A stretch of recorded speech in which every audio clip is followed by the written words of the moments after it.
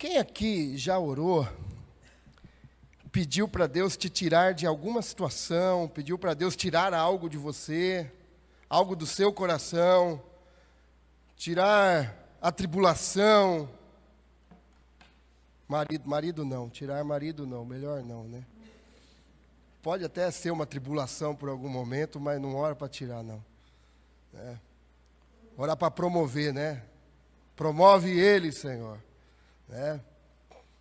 Acredito que todos nós já passamos por esses momentos, que nós pedimos intensamente para Deus tirar algo da nossa vida. Seja ela circunstância, seja ela até mesmo pecado, seja ela situações que nós não queremos, sentimentos que nós não queremos, um sofrimento, uma limitação, uma fraqueza, uma dor, uma pessoa que persegue no trabalho. Bom, acredito que nós já passamos por isso. E aconteceu de Deus não tirar. É isso que nós temos visto. Durante esse mês nós iremos ver ainda o não de Deus, né? E como é difícil a gente lidar com o não de Deus. E aí a gente pensa, será que Deus se importa mesmo comigo quando Ele diz não? Será que Deus está vendo a minha dor, meu sofrimento? Será que Ele está percebendo o que eu tenho passado quando Ele diz não? E aí a gente também, nós precisamos pensar, e se esse não de Deus for um cuidado disfarçado? O amor disfarçado de Deus em um não. Disfarçado entre aspas, lógico. E se isso que nós pensamos, que nós queremos, for algo que nos fira? Será algo, na verdade, esse não de Deus, será algo que, na verdade, vai nos curar daquilo que nos fira.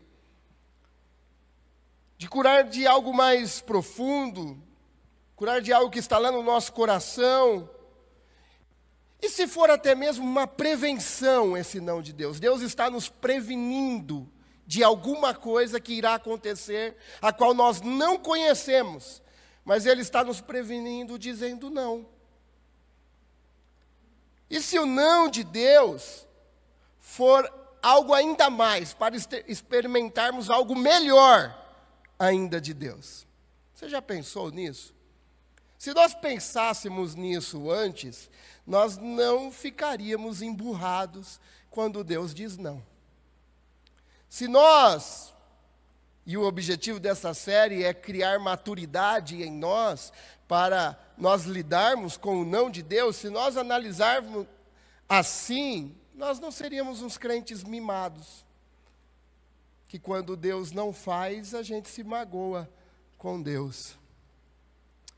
A história bíblica de hoje nos mostra exatamente isso, que o não de Deus, ele não mudou a situação, mas ele mudou o coração da pessoa.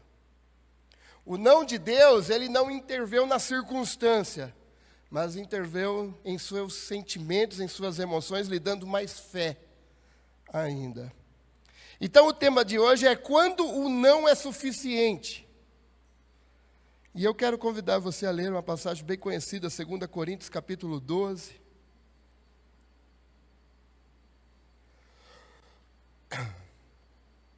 Segunda Coríntios capítulo 12.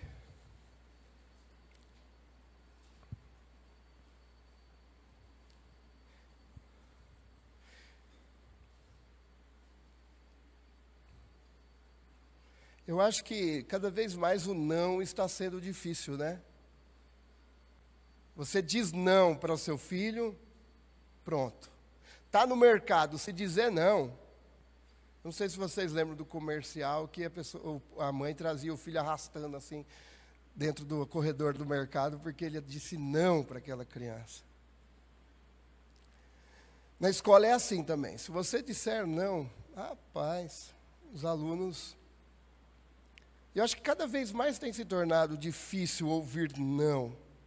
Porque quanto mais as coisas estão em disposição, mais fáceis, se torna ainda cada vez mais difícil ouvir não. Agora nós vamos ver esse personagem bíblico, Paulo, orando e orando, 3 vezes, para ouvir um não. Diz assim, ó: é necessário prosseguir com meus motivos de orgulho, mesmo que isso não me sirva de nada. Vou lhes falar agora das visões e revelações que recebi do Senhor. Conheço um homem em Cristo. Há 14 anos, esse homem foi arrebatado ao 3º céu. Se foi no corpo ou fora do corpo, eu não sei. Só Deus o sabe. Sim, somente Deus sabe se não foi no corpo ou fora do corpo.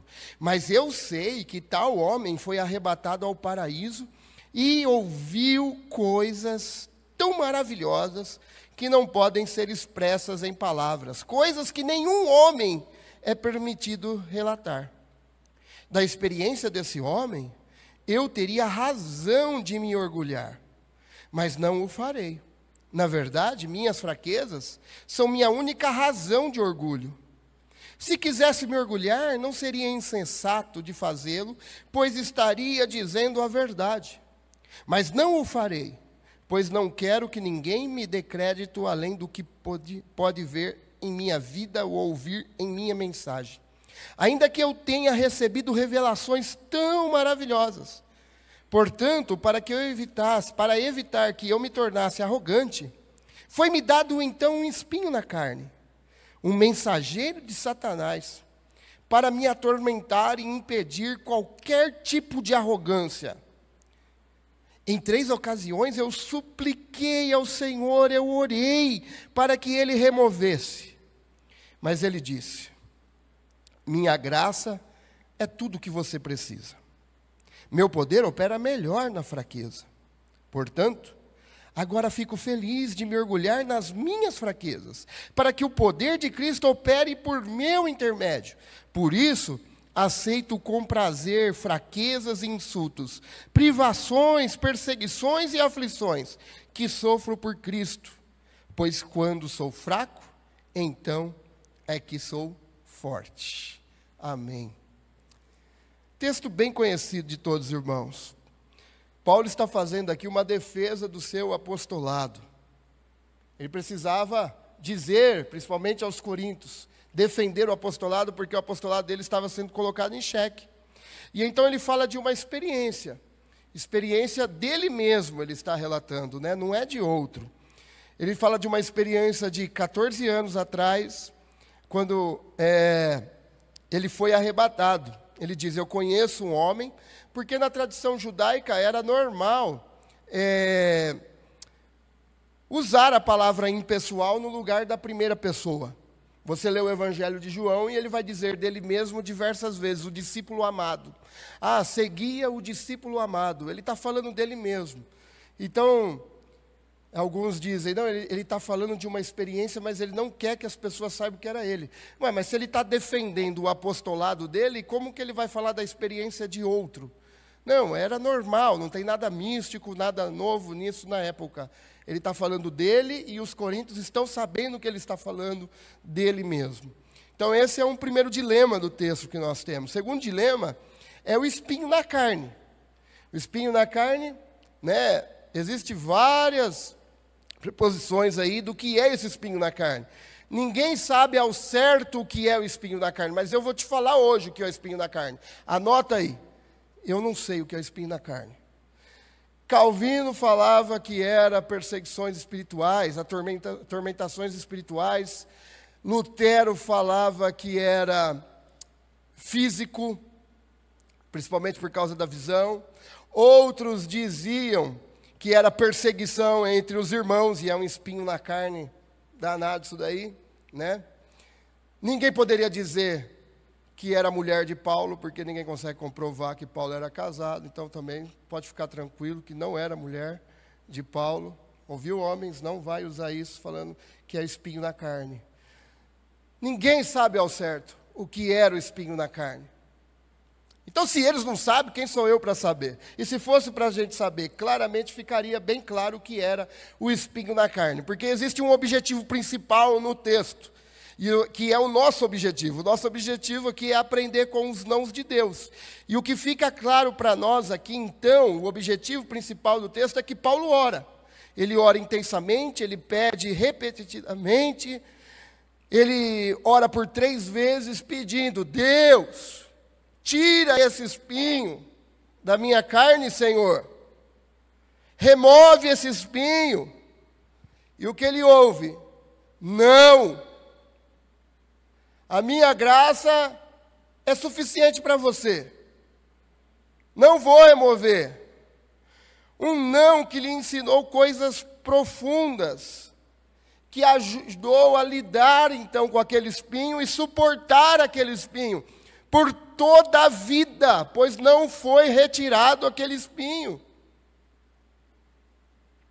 E é isso que nós vamos ver então nessa manhã. Quais são esses aprendizados de Paulo que também nós podemos aprender? Primeiro, muitas vezes Deus não faz o que pedimos porque Ele conhece nosso coração. E aí tem gente que ora e fala assim: Senhor, eu estou orando, estou pedindo, e o Senhor conhece o meu coração. É aí que está justamente o problema. É por Ele conhecer o nosso coração que às vezes Ele não dá. Ah, o Senhor conhece o meu coração, Senhor. É tudo no teu nome. E aí as pessoas acreditam fielmente que dando essa carteirada em Deus, Ele vai fazer. Pelo contrário, muitas vezes Ele não faz porque Ele conhece o nosso coração. E é justamente isso que acontece, versículo 7. Portanto, para evitar que eu me tornasse arrogante, orgulhoso, prepotente, para evitar, para me prevenir. Deus está tendo uma prevenção com Paulo. Olha, eu conheço o seu coração, e eu sei que o seu coração e de todos os seres humanos contaminados pelo pecado é propenso a ser orgulhoso. Então, para evitar isso, foi-me dado um espinho na carne. Você percebe como o não de Deus é bom? Ele está nos defendendo de nós mesmos. O texto nos diz que foi colocado um espinho em Paulo para um propósito, um motivo, para que ele não se tornasse arrogante, para que ele não se tornasse orgulhoso, para evitar que ele caísse então em uma tentação de achar que ele era melhor que os outros. Ah, como tem gente que acha que é melhor que os outros, não é verdade? Como tem gente que sobe em cima de uma folha de sulfite e acha que está maior que os outros. O orgulho, ele é assim, ele vai entrando sorrateiramente no nosso coração.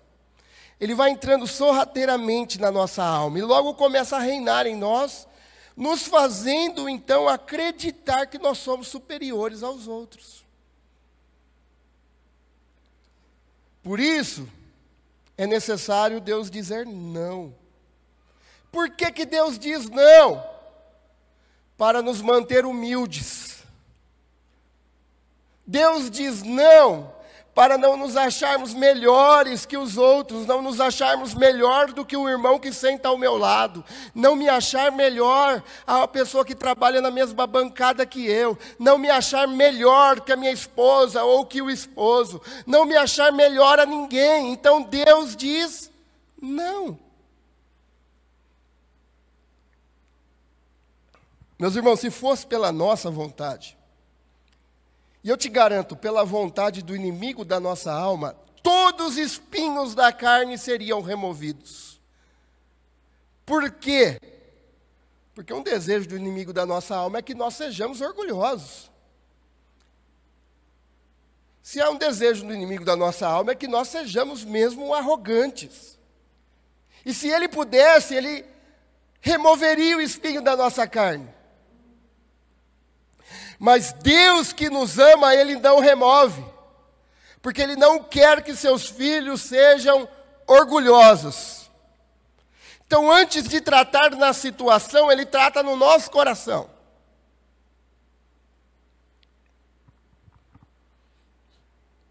Orgulho não faz parte do reino de Deus. Aliás, Tiago capítulo 4, versículo 6, diz que Deus resiste. Já pensou Deus resistir a você? Você já pensou um negócio desse? Deus resistir a mim, porque eu sou orgulhoso. Ninguém quer briga com ninguém, agora alguém quer briga com Deus. É isso. Tiago capítulo 4, versículo 6, Deus resiste aos soberbos, mas concede graça aos humildes. Então, para Ele nos conceder graça, Ele tem que nos deixar humildes. E para sermos humildes, nós temos que receber o não de Deus. Agora, porque Deus nos ama então, e porque o Filho Jesus é humilde e manso de coração, e Ele está fazendo o caráter do Filho em nós, Ele está nos moldando a nos parecermos mais com o Filho, é necessário então Ele dizer não para nós, para que nós também nos tornemos humildes como o Filho Jesus é humilde. O não de Deus nos coloca então no nosso devido lugar. Assim como o não de Deus na semana passada, na vida de Davi, mostrou para ele que ele é limitado, que ele pode ter recursos, ser rei, ter os melhores médicos, mas chega uma hora que não tem o que fazer, o não de Deus também nos mostra que nós devemos ficar no nosso devido lugar. Ou seja, ele quebra toda a nossa altivez e nos esvazia de toda a pretensão de glória pessoal. Está um ruído aqui, Marcelo. Então, irmãos, sabe por que Deus não dá tudo o que você quer e por que Deus não dá tudo o que você pede? Porque Ele conhece justamente o teu coração. Por causa disso. Você já pensou se Deus te desse tudo o que você quisesse? Hã? O Celso já pensou longe, né, Celso? Você já pensou se Deus te desse tudo o que você apresentar para Ele? Você esfrega a lâmpada do Aladim mágico, Ele aparece para você e diz, Shalom, meu servo, você tem direito a 3 pedidos. Já pensou? Pois bem, houve um homem na terra que diz a Bíblia, eu me lembro agora, que ele, tudo aquilo que os olhos deles desejaram, ele teve. No final, ele descobriu que tudo era vaidade. Era um vácuo que passa, mas que não traz satisfação de vida. Agora, Deus nos conhecendo, Ele diz não. Então Ele diz não porque Ele nos ama. E por nos amar, Ele nos livra então da tentação de sermos orgulhosos. Então quando Ele diz não, é bom. Porque Ele está demonstrando amor para nós. E nos livrando de cairmos no pecado da soberba. Uma das formas, naquele livro de C.S. Lewis, o aprendiz, né? Como é que é? O diabo e seu aprendiz, que é o demoninho e o demonão. Ele conta uma fábula. E uma das formas no início ele já fala assim, não tira ele da igreja não, deixa ele quieto lá, nós temos outras armas para usar contra ele. E uma dessas formas deixa ele orgulhoso, deixa ele arrogante. Ele vai achar que está tudo bem, mas não está tudo bem. E aí Deus, diante das nossas orações, do nosso pedido, Ele diz não. Por quê? Porque Ele nos ama. E Ele está nos fazendo mais humildes, parecidos com Seu Filho. Deus, então, nos dando os nãos dEle, Ele nos leva, então, a experimentar algo maior. Paulo, não vou remover. Mas eu tenho algo maior para você. Qual é esse algo maior? 2. Ele nos leva a entender, então, que aquilo que eu peço é supérfluo diante do que Ele tem para mim, que é a graça de Deus. A graça é suficiente. E aí ele diz, versículo 8 e 9. Em 3 ocasiões supliquei ao Senhor que o removesse. Mas ele disse, minha graça é tudo o que você precisa. Minha graça é tudo o que você precisa. Paulo pede remoção do espinho, aquilo que estava doendo, aquilo que estava, seja ela física, seja ela tormentação, seja ela emoção, emocional, seja ela sentimental. Paulo pede, e Deus diz, não, a minha graça é suficiente para você. Antes de tratarmos da circunstância, vamos tratar do coração. Então pede remoção do espinho, mas Deus lhe dá uma grande revelação. Uma revelação que então iria sustentar ele por toda a vida, até o ponto dele colocar o pescoço na guilhotina de Roma e ela cortar sua cabeça. E ele dizer, agora eu estou sendo oferecido por libação, ou seja, um sacrifício, que o Senhor receba. O que sustentou esse homem?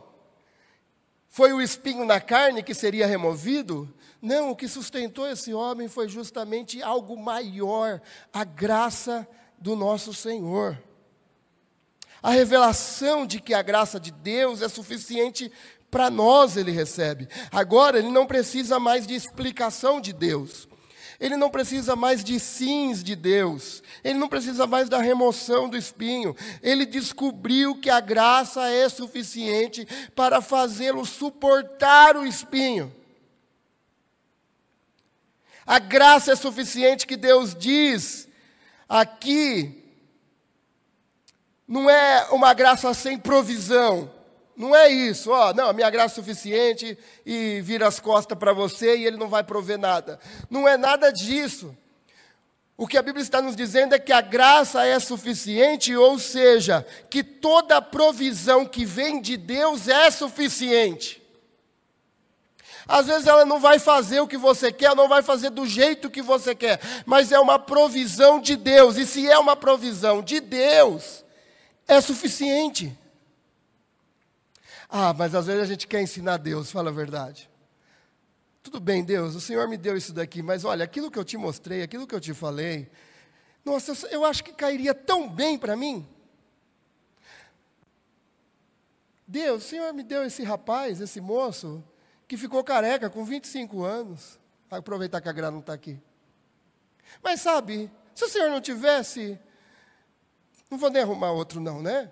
Vou falar não tivesse pelo menos poupado, porque o Senhor conhece todo o fio de cabelo que cai da cabeça. Pelo menos poupado, seria tão bom para mim. E Deus fala, minha graça é suficiente para você, Graciela, suporta esse espinho. O que eu quero dizer com isso, irmãos? É que às vezes a gente quer ensinar a Deus o que Ele deve fazer. E aí Deus ainda dá, e a gente fala assim, não, mas não era isso. Tinha coisa melhor ainda. Deus, aquele plano que eu fiz uma carta de oração para o Senhor. Eu escrevi, se o Senhor seguisse ela, ponto a ponto, eu acredito que seria melhor para mim.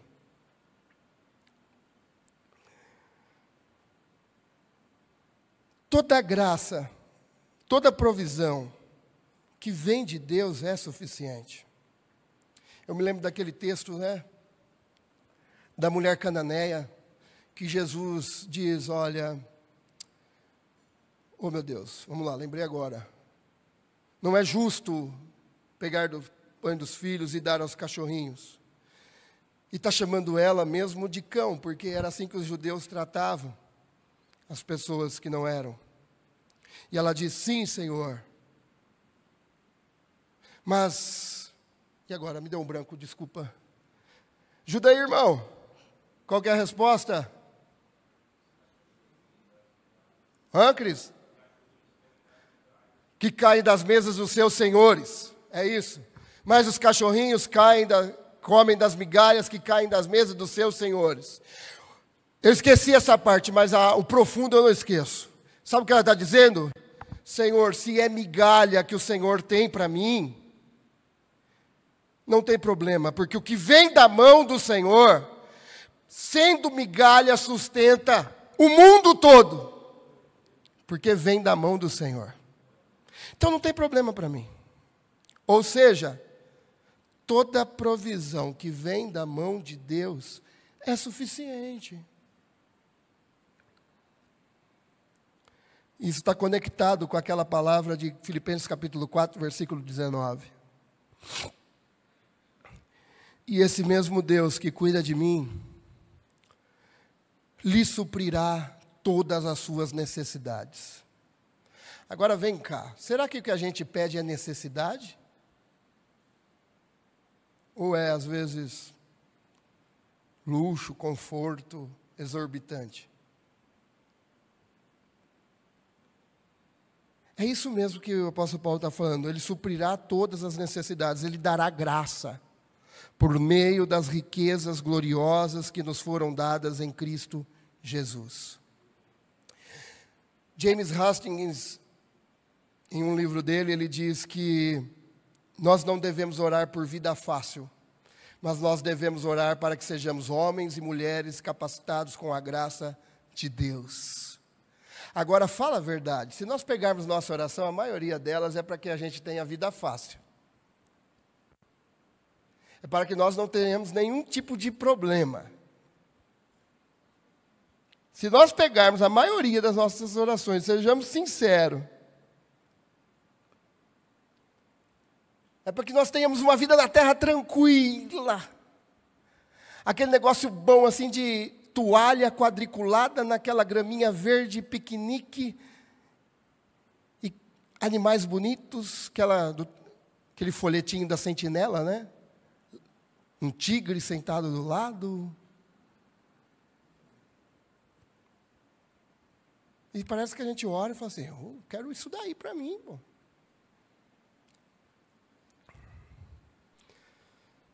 Quando, na verdade, nossas orações deveria ser para nós prestarmos a nossa gratidão pela provisão necessária que o Senhor nos dá diariamente. Diariamente. E sermos, então, capacitados pela graça de Deus. Então, o não de Deus, ele nos faz entender que toda a graça de Deus, toda a provisão, não o que eu quero, mas o que Ele me dá, e o que Ele me dá é suficiente. É suficiente. Então agora nós começamos a entender, nós vamos para o ponto 3, o que Paulo disse no restante do texto. Como que ele lida com esse não e por que ele lida com esse não? Está lá no versículo 9 e 10. Portanto, agora fico feliz. Espera aí, o cara está feliz. Sejamos sinceros, vai, você ora, e não recebe. Além de não receber, fica nítido para você que é um não. Você sai comemorar? Você fica feliz? É isso que Paulo está dizendo, eu fico feliz de me orgulhar nas minhas fraquezas, para que o poder de Deus opere então por meu intermédio, por isso eu aceito com prazer. Nós não estamos falando de masoquismo, né? Nós estamos falando de entender que o que Deus faz é bom. Eu aceito com prazer fraquezas, insultos, privações, perseguições e aflições, que sofro por Cristo. Por Cristo.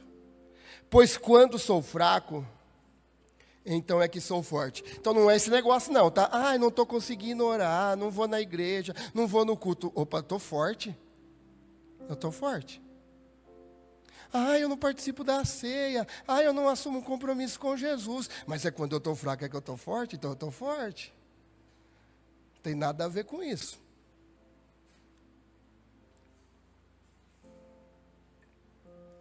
Nós estamos falando desse entendimento de que a graça é suficiente justamente quando a gente entende isso, que ela opera na nossa fraqueza, ou seja, é quando nós estamos totalmente dependentes de Deus, é que a graça se manifesta e opera nessa dependência, na nossa fraqueza de Deus. Então, para que a graça se manifeste na nossa vida, é necessário passar por isso que Paulo está falando. Aceito com prazer fraquezas, insultos, privações, perseguições e aflições que sofro por Cristo. Isso é fraqueza. Pois quando sou fraco, então é que sou forte. Porque é nesses momentos que eu vou experimentar da graça. É desses momentos que a graça vai se manifestar, a provisão vai se manifestar na minha vida. Então é quando eu sou fraco, é nessas fraquezas que eu não me orgulho, que ela me mostra que eu preciso ser humilde, que eu não posso ser arrogante. É nesses momentos que a graça se manifesta. Então eu sou forte. Então Paulo agora, ele não está orando mais por remoção. Ele não está mais pedindo o sim de Deus. Mas ele está orando por gratidão. Aceitando então o não de Deus. Paulo demonstra então felicidade. Vamos mudar a palavra? Paulo demonstra contentamento. Aliás, essa é uma das palavras preferidas de Paulo. Contente. Posso tudo naquele que me fortalece, pois sei passar bonanças, privações. Posso tudo. Por quê? Porque eu aprendi a viver contente em qualquer situação, diz ele. E aprender é exercício mesmo, sabia? Não é assim, Deus toca com uma vara de condão na sua cabeça e você, contente. Não, é exercitar contentamento. Eu preciso ser contente em qualquer situação, pois a graça de Deus se manifesta nessas fraquezas.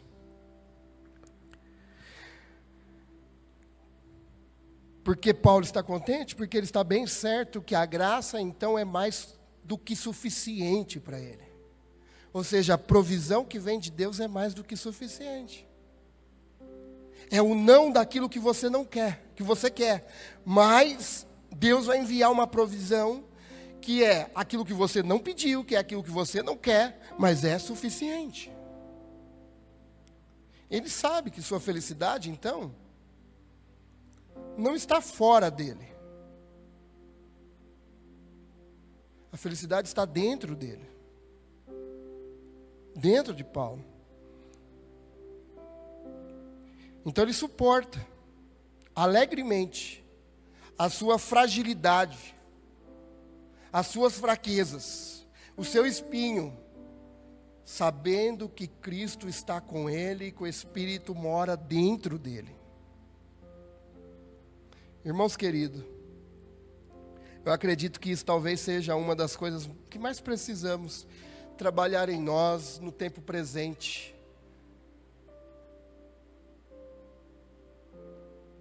Pois tem muita gente, isso aqui e fora daqui, todos nós somos tentados a cair nisso, acreditando fielmente,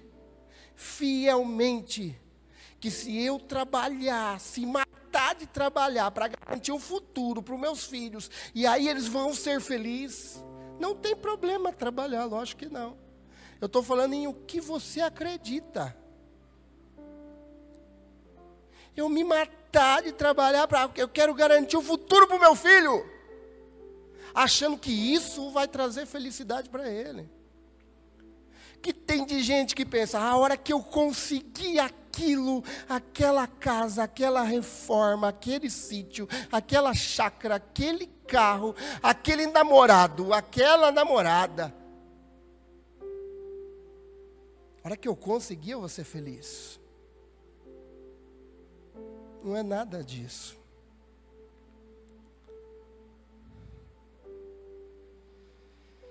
E aí Deus diz não, sabe por quê? Porque a gente precisa entender que Ele, a graça e sua provisão é suficiente para nós. E aí quando a gente entende, a gente fala, não é ele, não é ela, não é aquilo, não é a profissão, não é o trabalho, não é o diploma, não é nada. A graça é suficiente. Salmo 63, se não me falha a memória, Salmo de Davi no deserto.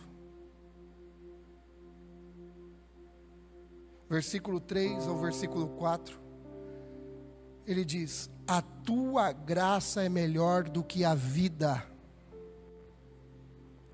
E aí um dia eu estava pensando, e eu já tinha lido diversas vezes isso daí, e eu não tinha parado para ler a epígrafe. Davi não escreve esse salmo no Shopping Tivoli. Davi não escreve esse salmo na sua viagem para o exterior. Davi não escreve esse salmo com a sua conta no banco bombando. Davi escreve esse salmo no deserto, quando ele havia então fugido, quando Absalão toma o trono, o reino, mulheres, poder, tudo dele, e ele foge para o deserto, para não ter que matar o próprio filho. E lá no deserto, escassez, ele diz, a tua graça é melhor do que a vida. Eu acho que é isso que Deus quer que a gente aprenda, sabe? Saber que a graça de Deus é suficiente, que toda provisão que vem da mão dele é suficiente. Pastor, mas eu estou trabalhando, eu estou ganhando tão pouco. Esse tão pouco é a provisão de Deus agora. E se é a provisão de Deus agora, ela é suficiente. Estude, se prepare, que Deus vai também colocar outras provisões na sua vida, mas o de hoje é o de hoje. Mateus capítulo 6, Sermão do Monte, já basta os males do seu próprio dia. Para que a gente se preocupar com os de amanhã ainda? A graça de hoje. O pão nosso de cada dia nos dai hoje. Hoje. Viva hoje, com gratidão, sabendo que a graça que o Senhor preparou hoje é suficiente. Amanhã Deus proverá novamente, mas Ele quer que nós vivamos. Peço de hoje, que o de amanhã sou eu também que providencio. Então o não de Deus é assim. Ele precisa trabalhar no nosso coração, irmão. Nosso coração é tendencioso, sabe? Nosso coração é tendencioso para sermos orgulhosos. O nosso coração é tendencioso para a gente ser autodependente, independente. Nosso coração é preparado já ali quando saiu a segunda linha de produção depois de Adão e Eva, né? Depois do pecado. Ela já vem com erro de fabricação desde lá. Paulo ouviu de Deus essa voz maravilhosa. A minha graça é suficiente, Paulo. A minha graça é tudo o que você precisa. A minha graça te basta. Essa graça, ela não é uma ideia, uma ideologia. Essa graça é uma pessoa. É uma pessoa. Essa graça tem um nome. Essa graça tem um rosto. E não é o rosto do The Chosen, certo? Ela tem um rosto. Essa graça tem uma cruz. Essa graça se chama Jesus Cristo. Jesus Cristo. Quando Deus diz não, Ele está na verdade nos conduzindo para essa volta para Cristo, para nos fazermos parecidos com Cristo, para que descubramos que tudo que nós precisamos já está em Cristo. Agora, o que vem depois, vem a reboque, vem de guincho, porque o Senhor é bom, e Ele ainda dá muitas coisas.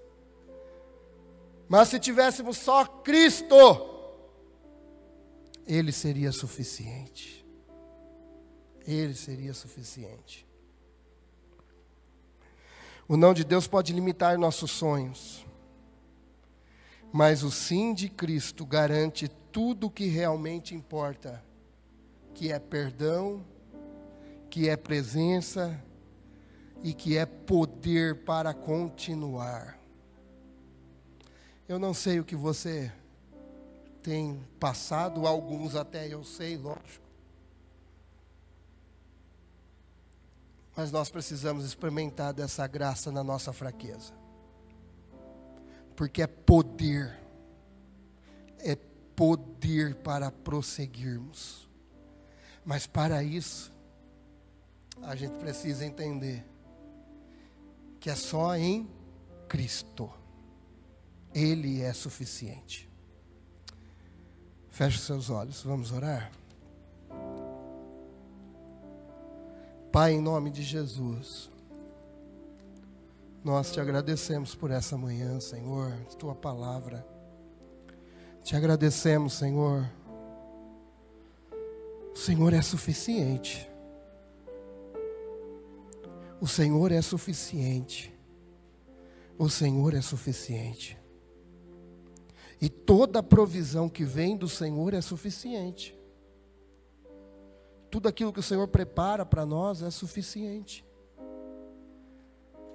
Ó Deus, dá-nos esse coração, que entenda essa verdade, que entenda, Senhor, que nós encontraremos, Senhor, aquilo que nós tanto desejamos somente no Senhor. Ninguém, absolutamente ninguém em nada, pode trazer essa satisfação de suficiência a não ser o Senhor, Deus.